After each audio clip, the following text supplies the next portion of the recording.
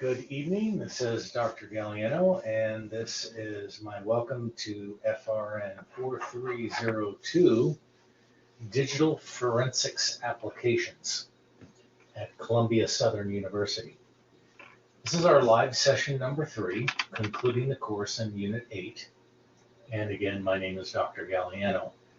Now, for our agenda this evening, we're going to do some lecture.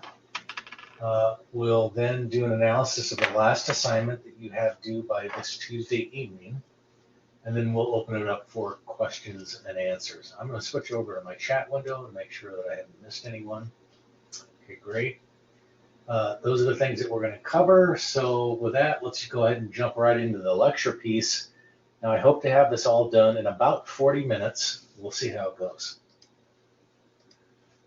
So first, a little bit about me. I am a United States Air Force veteran, and I spent about 24 years in the U.S. Air Force. In the time since then, I have largely been a federal civilian the entire time. I've worked at a variety of different government agencies, including the U.S. Cybercom and National Security Agency, where I currently work full-time. I do have quite a number of certifications, including everything ranging from the EC Council Certified Ethical Hacker and Hacking Forensics Investigator, Pen Test Plus, several cloud certifications. Of course, I have a bevy of operating systems certs, networking and device certs from Cisco, management certs like CISP, CAS Plus, and Project Management Professional. And then I have wireless networking and industrial systems certifications from SANS. I've also taken multiple courses in MCASE, and I do hold 3 certifications from the Department of Defense, media collector, forensics analyst, and forensics crime investigator. So next up, how did I get to cyber? Well, it's been kind of a long journey. I initially kind of cut my teeth in information technology as a trusted Solaris system administrator. I did that for several years, and I moved directly into cybersecurity analysis work, covering insider threat analysis, digital forensics, where I worked for the Office of the Inspector General, cyber operator, and then most recently I've been focusing on detection engineering in a security operations center and DIFR, digital forensics and incident response. I kind of split my time between those 2 roles. A few other minor things about me. I actually grew up on a garlic farm in Oregon. So if I can do it, anyone can do it. I am, though, through and through a geek and a lifelong learner. I love all things cyber. I am definitely addicted to coffee, and I like to tinker with Raspberry Pis. I have 5 grandchildren, and that is how you can reach me on Twitter. All right. So I like to start these sessions by looking at, in kind of a retrospective way now, what is it that we were to have learned in the previous 8 weeks? So I'm talking, of course, about the learning outcomes. So number 1 was to assemble an investigation process plan related to digital data. 2, examine internal operating systems artifacts for digital forensics evidence. 3, investigate digital forensics within virtual machines. 4, diagnose hardware networks for forensics evidence. 5, utilize forensics toolkits for evidence forensics enumeration. And 6, finally, to analyze digital forensics evidence for reporting procedures. Those are the 6 learning outcomes for the course. So hopefully you've picked up on all 6 of those as you've moved your way through the content. And what we cover this evening is going to touch on all 6 of those.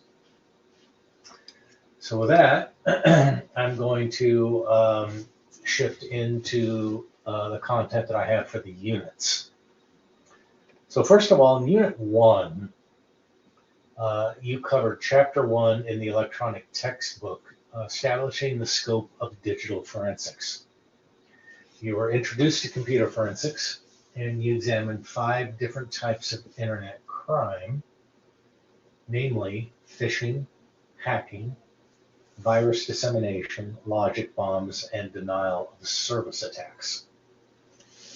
Now, of those 5, I think we see all of these on a pretty frequent basis. It definitely is no secret, and you probably experienced this yourself, where you've received various phishing or smishing, if you're on a phone, messages that have attempted to get you to take some kind of action, call a number, click a link, and so on, to give an attacker a vector into your system or network. Phishing attacks are real, and they happen all the time. Hacking in a more general sense, we tend to think of that as an adversary going up against your network, looking for a way in, exploiting vulnerabilities, maybe things that haven't been patched yet, misconfigurations, social engineering people, that sort of thing. Virus dissemination is really about malware implants. Logic bombs, that does more or less cover the scourge of ransomware as we know it in 2023. So that's the notion of planting something onto a system after initial access has been gained. And then at a time and place of their choosing, the adversary will unleash the malware or activate the code in order to do something. In the case of ransomware, what we typically see is encryption of file systems, network attached devices, external hard drives, and the like, with the idea of extorting money out of the organization or the person for providing the decryption keys. And of course, denial of service attacks, those are really about an attack on availability of the third leg of the CIA triad. So that's denying you access to some critical resource over the network as a whole for some purpose. Now, having looked at those 5 types of internet crimes, we need to start moving into the realm of digital evidence. And when we talk about digital evidence, we need to first kind of establish, forensics and how that works in terms of digital forensics versus traditional forensics. So in traditional forensics, investigators look for clues at the scene of a crime, physical clues that would lead them to a perpetrator. Well, it's not so different in the digital realm, and what comes into play is Locard's principle of exchange. In digital crimes, like physical crimes, evidence can be left behind. And Locard's principle of exchange says that you leave something and you take something away. So even in a digital sense, there is some indication on the system, the host, or the network, or both, that will reveal somebody was on that machine. A log entry, missing file, an added file, the introduction of malware, network indications that somebody had entered the computer. So those sorts of things. Now, digital evidence comes in a variety of types. We can think of that as a digital footprint. It includes information about time, so date timestamps, durations, what a user did, the commands that they executed, the files that they transferred or exfiltrated, things of that nature. Now, evidence, especially digital evidence, can be submitted as either direct evidence or circumstantial evidence. In either case, it is imperative that we protect that evidence with a concept known as chain of custody. So we're accounting for that evidence through every stage of the investigation and every time that it changes hands and every person who has touched that evidence. That is crucial in a court of law. Computer forensics also sometimes yields incriminating evidence that can be used in criminal cases. In that situation, that evidence is often referred to as inculpatory evidence, but it can also be exculpatory. And that's when that evidence is used to prove the innocence of a defendant. Now, digital evidence also includes items like emails, browsing history, images like photos, documents, phone calls, text messages, access and authentication, footage from video cameras and other video recording devices, even Internet of Things devices. And the list goes on and on and on. As a forensics technician, one of the things that you will do is you'll authenticate any evidence before it can be accepted in a court. And in addition to that, you may be called upon to testify to the authenticity and veracity of that evidence in that court. And so, as a digital forensics technician, it behooves you to know your stuff, know your case, and follow your own processes and procedures. Now, Unit 1 had an assignment in which you explored the possible roles in the field that you might engage in, the employment prospects, and primarily focused on explaining the skills, training, and education required to become a forensics, we'll call it a specialist, right? Because there are some special segments of the field. So skills is definitely one area in which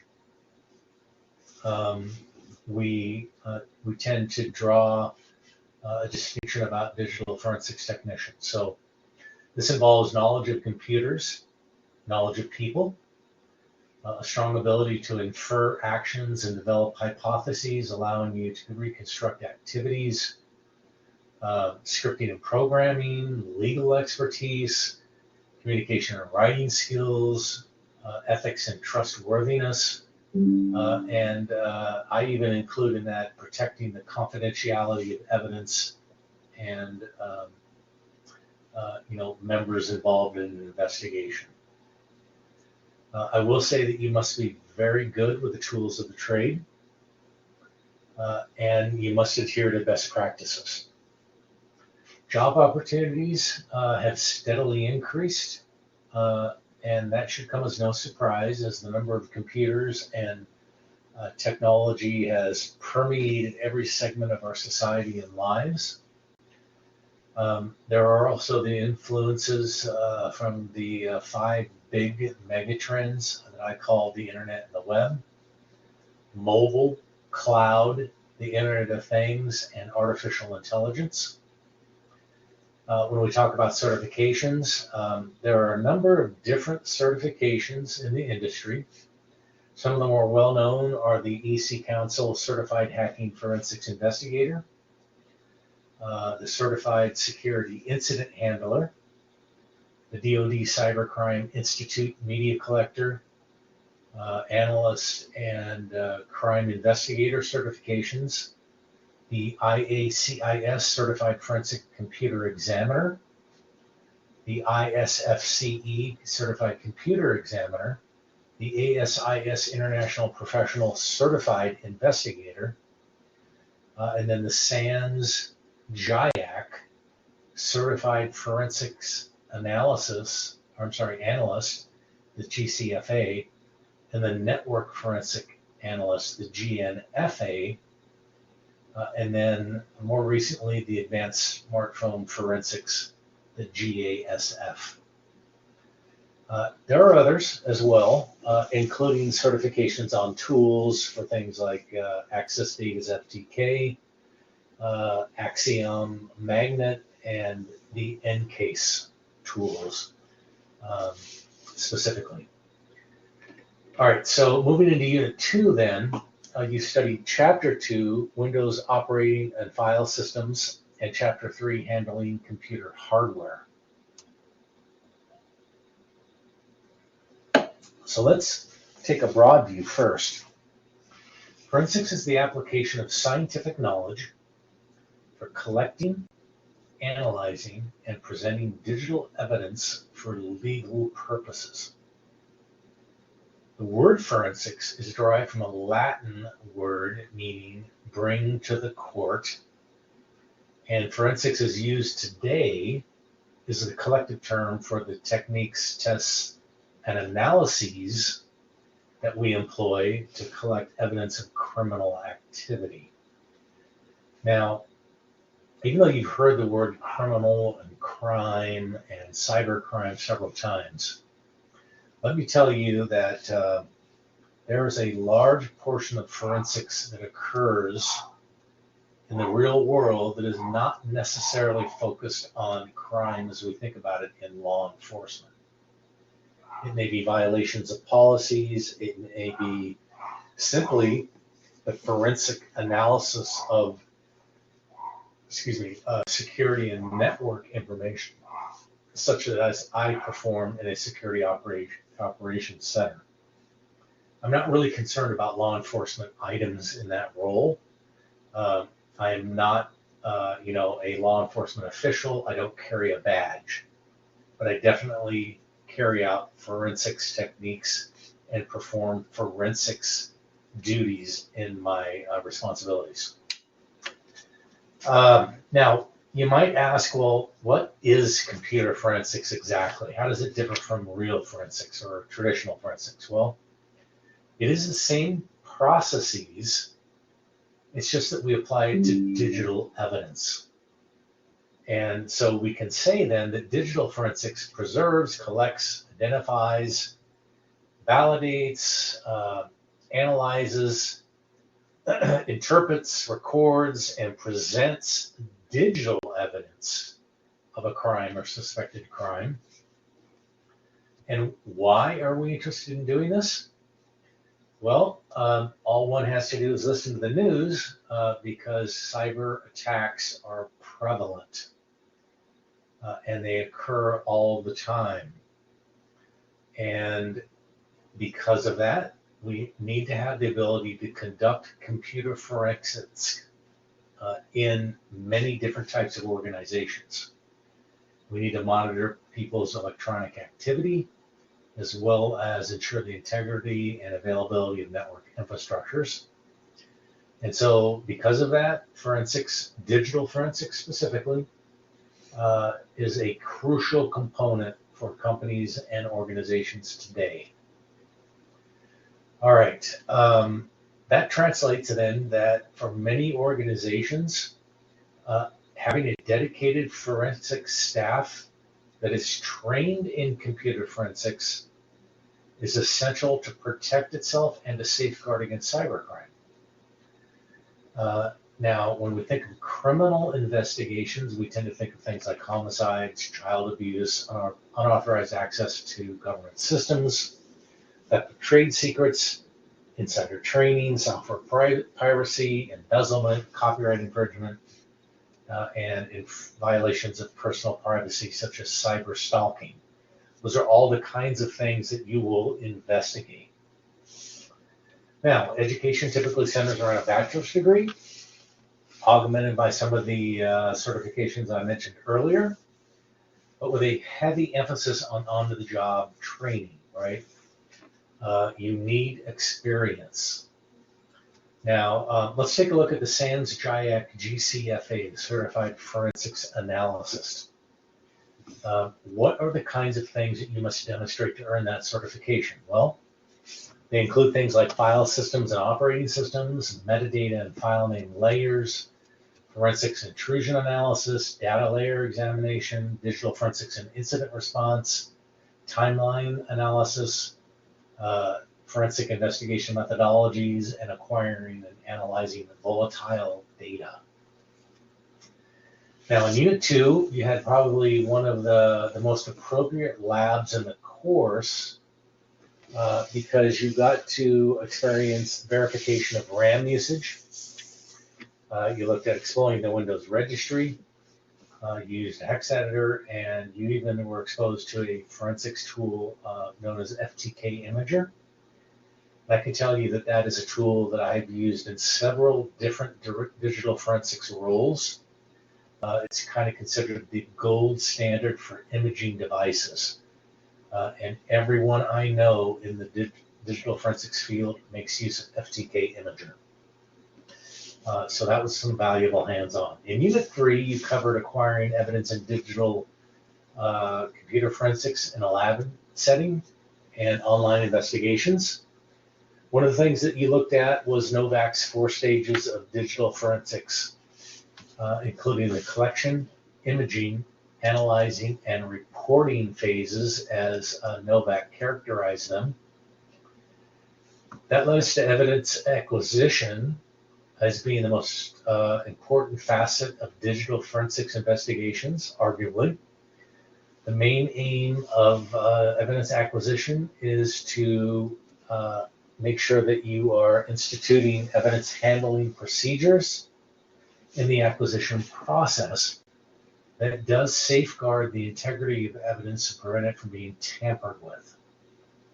Now that all kind of describes the chain of custody, and that chain must include some things: the method used for evidence collection, the location of evidence collection, the identities of who did the collection, the methods of storing the evidence, how evidence was protected and stored, what methods were used, and the identities of all persons that have accessed that evidence during the chain of the investigation.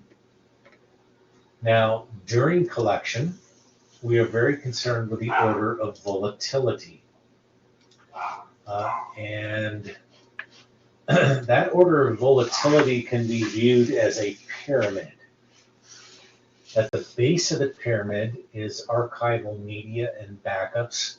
And as you approach the top, you go from physical configuration and network topology, remote logging, data monitoring, the disk itself, any temporary file systems, the routing table, the address resolution protocol, cache process table, kernel statistics, anything that resides in memory. And then even more volatile than that, RAM is anything residing in registers and cache on the CPU. So you go from things that are fairly stable to things that are very unstable or volatile. Now, your lab in Unit 2 basically was an exam that tested your knowledge of digital evidence principles, evidence acquisition, and investigations. Excuse me. In Unit 4, we transitioned into documenting and investigations and the admissibility of digital evidence. So at the end of Unit 4, you completed a PowerPoint slide deck in which you covered accepted documentation procedures in forensics and investigations. And you focused on accepted procedures, why evidence identification and preservation is required, who benefits from digital forensics.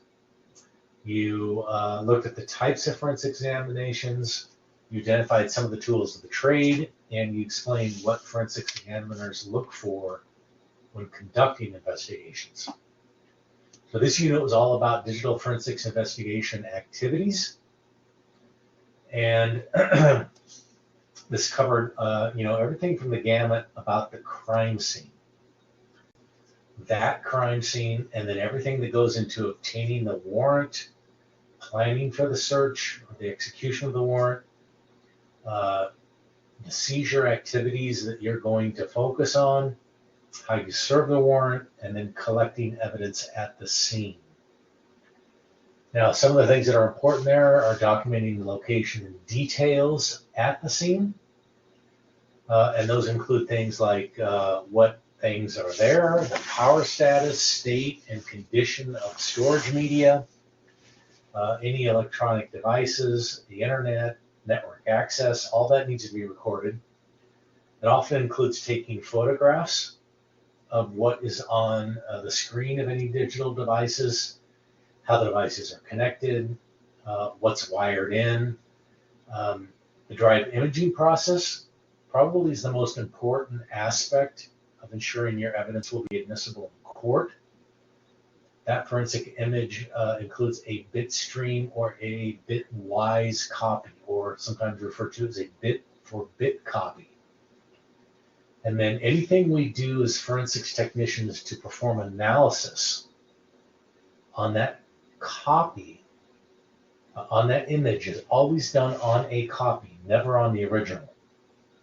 In fact, in some cases, probably more frequently than not, we will create multiple copies. So if something goes wrong, we can always fall back to another copy, never to the original.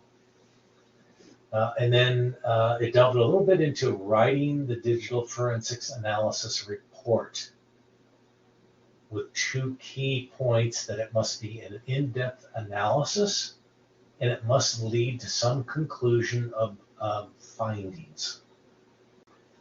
Now, what does a report include? Well, all of the files associated with the request, any deleted files that support the findings, keywords, strings, text string searches, internet network-based evidence, web traffic analysis, cache files, email, chat logs, newsgroup interactions, SMS messages, analysis of graphic images, details of ownership, software and program registration details, report of data analyses conducted, brief description of the enumeration of the system, the software installed, the programs located, and then any methods applied to mask or hide data, including anti-forensics techniques such as steganography, encryption, hidden partitions, hidden attributes, and any anomalies found in file names or file composition.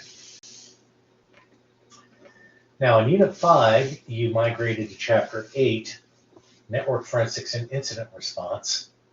And here we shifted the focus to what is occurring on the network. Until this point, we dealt mainly with a host. So that PC, that desktop computer, that mobile device, that USB flash drive that you probably seized when you executed a warrant. But the other component is how those devices interact with a larger network, including the wide area network. Now, this is important because we need to gain additional context into examinations. We need to complete in our evidence collection, and we need to be able to detect intrusions. Now, a large focus of what I do in a non-law enforcement function is incident response and defense against intrusions. Network analysis includes a record of all communications on the network, and it involves protecting networks from malicious attacks or security threats, and deals with the who, how, when, how long, and how often these things occurred. It definitely focuses on breaches of information and data, and often leads to financial fraud and other criminal elements, including things like child pornography. And then there was a large focus on mistakes. So what are some of the pitfalls when conducting digital forensics investigations? Well, most of these center around collecting evidence and doing it improperly, or losing it, or neglecting to get permission, failing to realize that things change rapidly and losing access to logs, or failing to understand that the analysis of network activity involves multiple parties, network segments, boundaries, and devices at the network layer 2 and 3, like switches and routers. You also got a pretty solid introduction in Unit 5 to advanced persistent threats and the notion of indicators of compromise, or what we call indicators, IOCs for short. Now, these indicators are often derived from an investigation and the tactics and techniques observed during intrusions. They can be something as simple as a piece of malware we have hashed with an MD5 or a SHA-1 or a SHA-256. But rather than trying to find malware by a file name, which can change and be easily renamed, we might search and hunt for that malware based upon the file hash and things of this nature.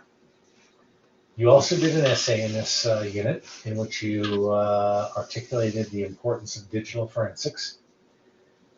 You went into the mistakes that can be made during investigations and how to avoid them, and then the types of evidence that can be found on host and network-based devices. In Unit 6, you covered mobile forensics, and you did a U-Certify lab. Now, what does mobile mean? Well, when we use the term mobile, for most of us that means cell phones, right? That's the 800-pound gorilla in the mobile world.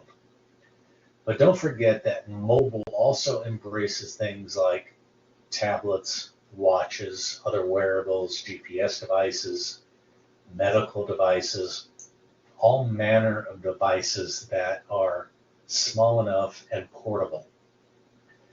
Mobile devices can store a variety of data medium that we may not always be looking for on fixed network assets and PCs. Images, calendar events, notes, scheduling, short message service, and multimedia messaging service messages.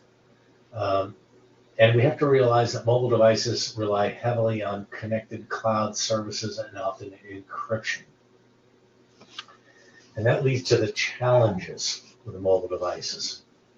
Because data isn't always resident on the device, and what is tends to be encrypted, and because of the tie-in to the cloud, that makes getting at the data extremely challenging. In addition, because these devices are on a provider's network, and I'm not talking Wi-Fi here, I'm talking 3, 4, and 5G, there's the ability to remotely lock and remotely wipe these devices. So your access to data on these devices is not only more challenging, not only distributed across, both on-prem, if you will, and cloud locations, but those devices, just because they're in your possession, are not safe from being tampered with. Now in the lab, you interacted with an Android device. You didn't get too deep. You primarily looked at it from an angle of configuration, settings, and VPNs. In Unit 7, you looked at Mac forensics, which included iOS. You did another lab on U-Certify. Now, if you followed the IT industry at all, you'll probably realize that Macs, although they tend to have a cult-like following, they only really account for about 5 to 10% of all computer systems on the internet that are deployed. So they tend to be almost a niche kind of a device. And the challenge for you as a digital forensics technician will be to maintain some level of proficiency on Macs and Windows. For Macs, it's all about knowing the Apple high-performance file system, knowing the Unix-like structure of the Mac OS, and then really it comes down to property lists or P lists, which are kind of analogous to the registry in Windows. Those are all valuable to you as a digital forensics technician. Now, I will say that Mac OS, but especially iOS, which when I say that, I mean watchOS, iOS, and iPad OS, All of those operating systems are known not to be friendly to forensics investigators. They are locked down. They rely on TPM chips and secure enclaves within the operating system. They're typically encrypted, and anything worthwhile of protecting is usually double encrypted in iCloud. And so your ability to even get at the data on those devices may be extremely challenging. Now, in the lab that you covered, you went into not very deep at all, really. It's probably the worst lab in U Certify for this course, because you were working on what looked like an iPhone 6 and basically enabling, disabling airplane mode and accessing the version of the device. So not anything more than you might do as a normal user. Now, I will say that when it comes to mobile forensics, we are very dependent upon commercial tools, whether that be something like Parabin or Celebrite, or what you may have heard of in the news, Israeli companies that perform very complex operations on iOS devices.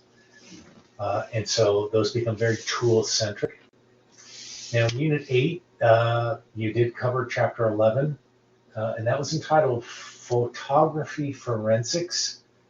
Might be better titled Imagery Forensics, I believe. But you also culminated the course in Chapter 11 with a reflection paper focused on the three major themes in the course. Now, imaging and images play an important part in forensics investigations.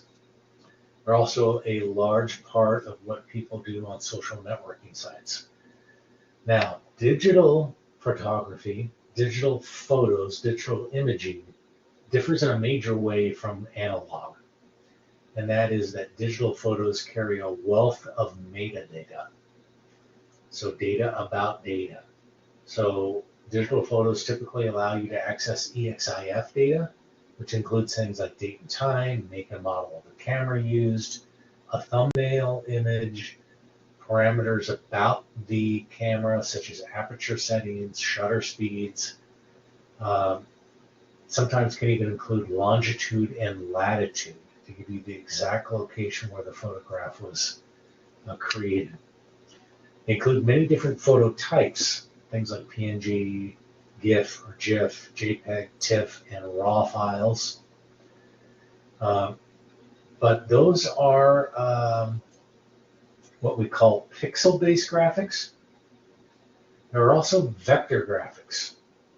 So when I say vector, think of drawing. So those are graphics that are produced, or images that are produced using things like Adobe Illustrator on Windows side, or Inkscape on Linux. And then that leads me to admissibility in court. What about digital photographs? Can't they be altered? Are they reliable? Things of this nature. Well, it turns out that digital images are covered under Article 10 of the Federal Rules of Evidence, and specifically in the section on contents of writings, recordings, and photographs. So they definitely are acceptable. But going forward in 2023, as a forensics technician, you should be prepared not only to understand how digital images can be manipulated, but to be able to explain that in layman's terms in a court of law. All right, now let's transition to the reflection paper. So again, this is due the last day of the course, so next Tuesday. And I think one of the skills that you need is you need to be able to analyze an assignment so that you can get after it in an expeditious manner. So we can call it requirements analysis or assignment analysis. But if you look at the instructions in Unit 8, you will see that from an organizational perspective, you need to write a reflection paper that is at least 2 pages in length. References are encouraged but are not required. If you do include them, for external sources, you must adhere to APA style. Now, when we boil down the requirements, there are 3 things you must include in the reflective paper. They are 1 concept related to mobile forensics, 1 concept related to forensics tools, and you must choose 1 concept related to network forensics.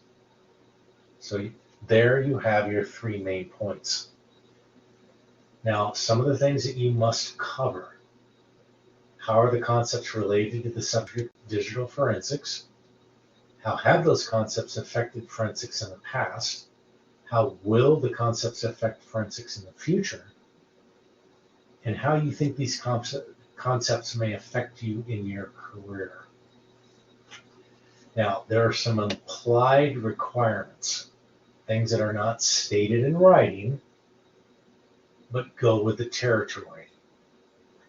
And what those implied requirements are is that you will include a title page, standard title page like you do in every course or every assignment here at Columbia Southern. But in more detail, you will include an introduction, 3 main points, which you already have, and a conclusion. Those are the things I'm looking for in your structure. Now, to deep dive a little bit more on your introduction, you will build that around a thesis statement. You will include a hook statement, and essentially you will tell them what you are going to tell them. You give an overview of the 3 main points. You will use readily identifiable transitions between each portion or each of the main points in the introduction and conclusion. Or if you want to make it really simple, just employ subheadings, because subheadings are a transition. And really, using subheadings is my preferred way of approaching the assignment. And then finally, your conclusion. It's not simply a regurgitation or a restatement of the introduction. It's your final touch point with a reader. So therefore, what I expect to see is that you'll provide a high-level overview of your 3 main points. Now, it can be a substantial paragraph, it can be 2 paragraphs, but it's going to be just long enough where you can hit the high points and reinforce your thesis statement with your reader. Now, let's do a quick walkthrough. So we need to choose 3 major themes from the course touching on mobile forensics, forensics tools, and network forensics. So if I were to write this assignment, this reflection paper, I might say, okay, for mobile forensics, I'm going to talk about challenges with network connections. I mean, service providers, right? So if you have a mobile phone and your provider is AT&T, that's the connection I'm talking about. For main point 2, forensics tools, I might talk about challenges with write blockers. So I'm going to cover that concept of acquiring evidence. What are some of the pitfalls that I can run into with write blockers? And then for main point 3, focusing on network forensics, I'm probably going to talk about challenges with cloud providers. And probably the greatest challenge that's out there is unless you have an agreement in place with a cloud provider, they don't have to play ball. You can go ask them for logs and evidence, and whether they provide it to you or not is up to them. And their timeline may not meet your timeline. So that's where your service level agreements and such come into play. Now, I mentioned earlier that you'd want to start your introduction with a thesis statement. So I'm going to read to you a candidate thesis statement that marries up with my 3 major themes. So what I came up with was, digital forensics faces significant and emergent challenges in mobile forensics with network connections, in forensics tools with write blockers, and in network forensics with cloud providers, which require innovative approaches to ensure reliable and secure investigation and analysis of digital evidence in today's technologically complex environment. That is my thesis statement. Now, I need a hook statement, something to draw my reader in. So see what you think about this. This is probably the first couple of sentences of my introduction. A recent statistic revealed that over 80% of law enforcement agencies in the United States rely on mobile forensics to collect crucial evidence in criminal investigations. In one notable case, a suspect accused of theft claimed innocence until investigators using forensics tools extracted deleted text messages from the perpetrator's smartphone, revealing incriminating conversations about the stolen items. And then with that hook statement, I would launch right into what I'm going to cover, those three main points, and then I'd probably wrap up my introductory paragraph with my thesis statement, which I read to you a moment ago. That incorporates an excellent introductory paragraph, a thesis statement, a hook statement, and I tell them what I'm going to tell them in the rest of the paper. All right, so at this point, there are no students online, so we will forego the Q&A session. Now, if you're watching this after the fact, feel free to reach out to me with my email address that is in the course or my phone number, and I'm happy to answer any questions that you have. Foregoing that Q&A period, I will wrap up the session by thanking you for your hard work over the past 7 to 8 weeks and making myself available for any mentoring or coaching you may need in breaking into the forensics career field. Thank you very much for your time and patience, and you have a great rest of your day. Thank you and farewell.